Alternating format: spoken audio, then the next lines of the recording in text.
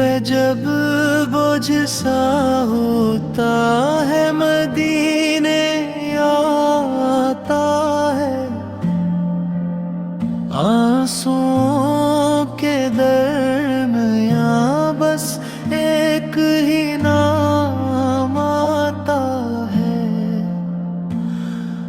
थक गई हवाएं सब, सांस भी कमजोर है।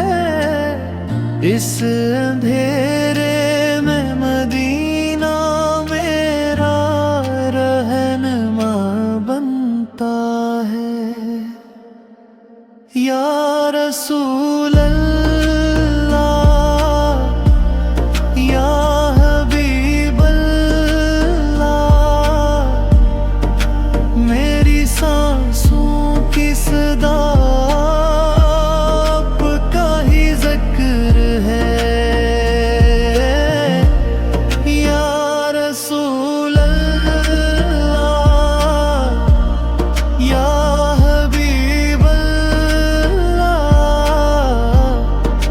मेरी इसमत की दुआ आपके दर पर ठहरे। खाली हाथों से खड़ा दर पे शर्मदा सा में, मेरी खामोशी भी कहती है कसहर खता का। आपकी रहमत के सिवा कुछ भी नजर आता नहीं।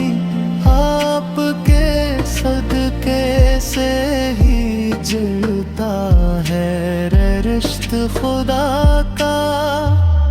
या रसूल अल्लाह।